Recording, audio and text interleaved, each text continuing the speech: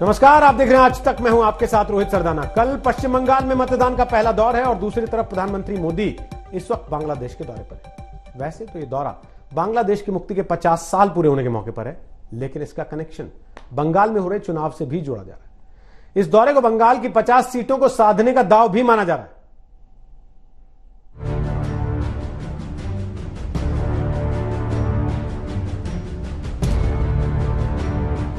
जहां पश्चिम बंगाल के 5 जिलों की 30 सीटों पर वोट डाले जा रहे होंगे, उसी समय प्रधानमंत्री नरेंद्र मोदी यहां पर मतुआ समुदाय के लोगों को कर रहे होंगे संबोधित।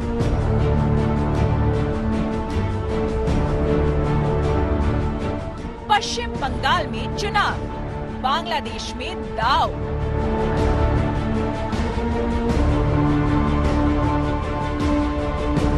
मतुआ गुरु के मंदिर में जय से बंगाल विजय। बांग्लादेश की मुक्ति के 50 साल पूरे होने पर पीएम मोदी खास मेहमान बनकर ढाका पहुंचे।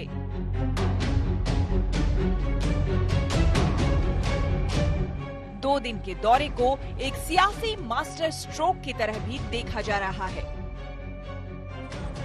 दरअसल कल पश्चिम बंगाल चुनाव में पहले दौर के लिए वोट डाले जाएंगे। इधर 30 सीटों पर वोटिंग चल रही होगी।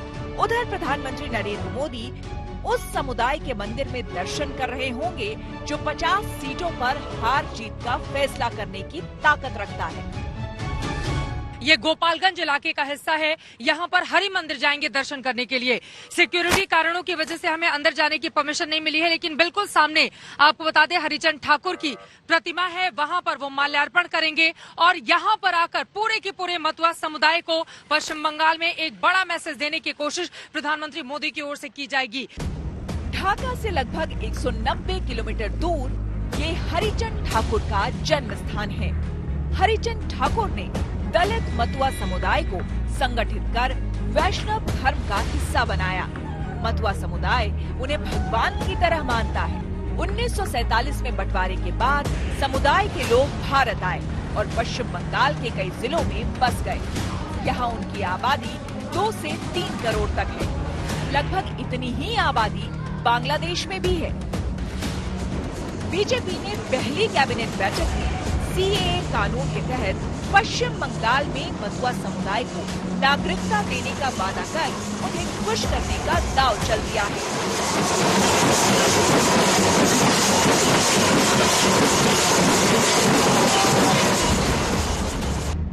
अब बांग्लादेश दौरे पर आए पीएम मोदी ठाकुर बाड़ी में दर्शन के बाद मतुआ समुदाय के लोगों से बात कर बॉर्डर पार तक संदेश देंगे।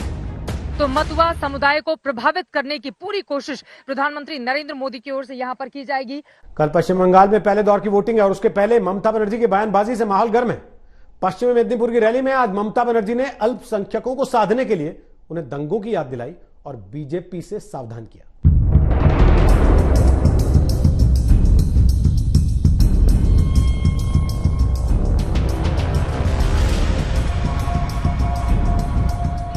আমি সারা বাংলা ঘুরে বেড়াবো আর খেলা হবে।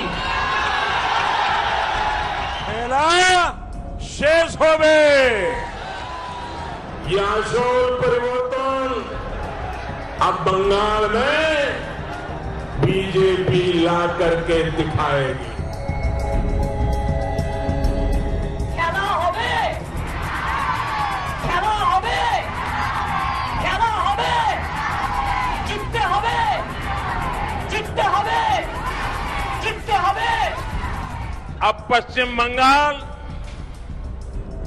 परिवर्तन का मन बना चुका है।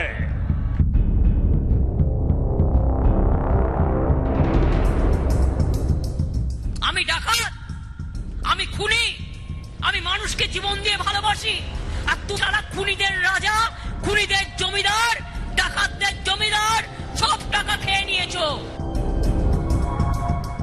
10 साल से सत्ता पर काबिज ममता इस बार बंगाल के चुनावी खेला में बीजेपी को बोल्ड आउट कर देगी या फिर बीजेपी असोल परिवर्तन में कामयाब होगी, इस पर जनता के फैसले का पहला दौर कल होगा।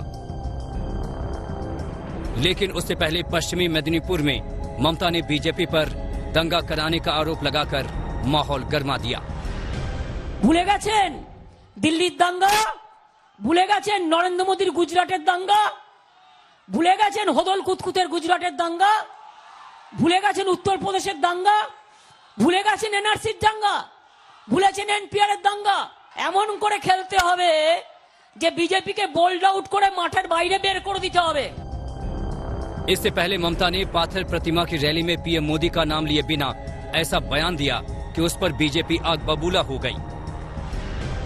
আমি ডাকাত, আমি খুনি, আমি মানুষকে জীবন দিয়ে ভালোবাসি, আর তুমি সারা খুনিদের রাজা, খুনিদের জমিদার, ডাকাতদের জমিদার, সব টাকা খেয়ে নিয়েছো। पावर में वो नहीं आएंगे, सीएम नहीं बन पाएंगे, तो इसलिए उनका थोड़ा दिमागी संतुलन ठीक नहीं है। और जो भाषा में वो आजकल बात करती है, आजकल नहीं पूरा 10 साल में ही बात करते रहे हैं, बहुत ही शर्मिंदगी की बात है। और जो बात वो बोल रही है उनका क्या बेसिस है?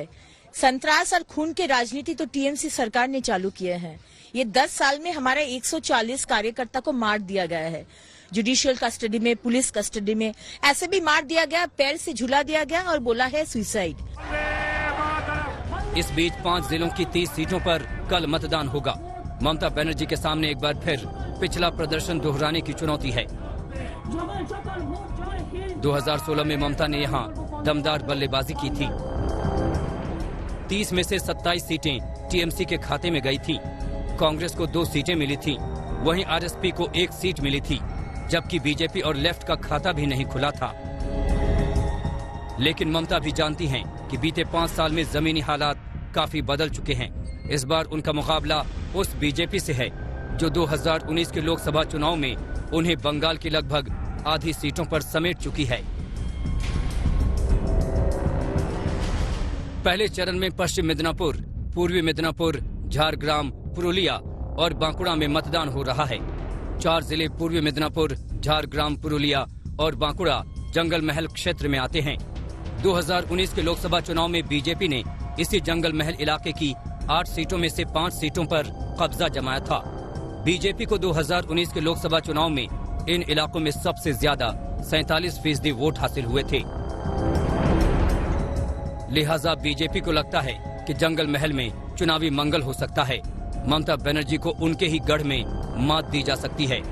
ये वो इलाके भी हैं जहां शुभेंदु अधिकारी के परिवार का दबदबा रहा है।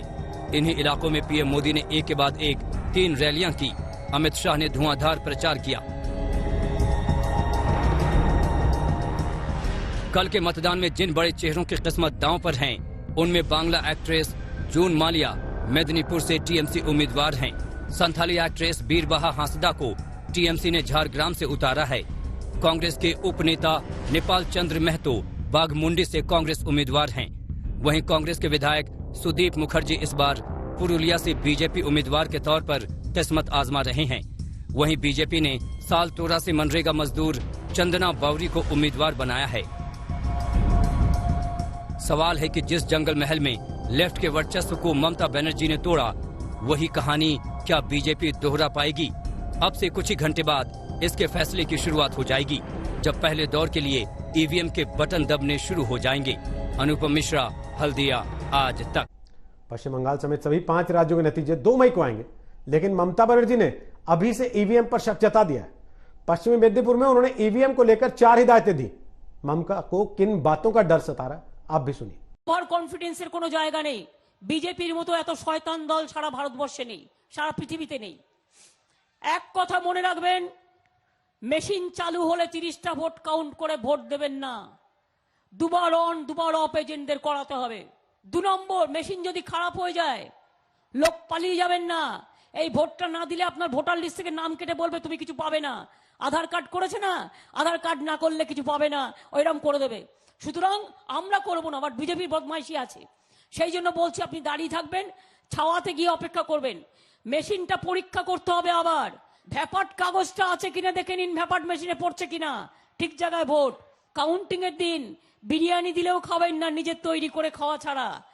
আর যখন পাহারা দেবেন মেশিন, মনে রাখবেন এই 1 মাস পুলিশ বলবে হয়তো আমরা দিচ্ছি পাহারা, দাদা আপনারা কেন কষ্ট করছেন, বাড়ি চলে যান। মনে রাখবেন ইউপি বিহারের পুলিশও আসবে, উত্তরপ্রদেশের বিজেপির পুলিশও আসবে। এরা করতে পারে না এমন কোনো কাজ নেই। আমাদের সব পুলিশ তো আর থাকবে না, বাইরেরও থাকবে। সুতরাং আমি সম্মান জানিয়ে বলছি যে নিজে এলাকা ছেড়ে যাবেন না। আর তখন যদি কেউ বিরিয়ানি দেয়, ভাই একটু খাক না, খাবেন না, ওখানে বিষ মিশিয়ে দেবে, ওখানে ডাগ মিশিয়ে দেবে, খেলেই জলের মধ্যে আপনি ঘুমিয়ে পড়বেন।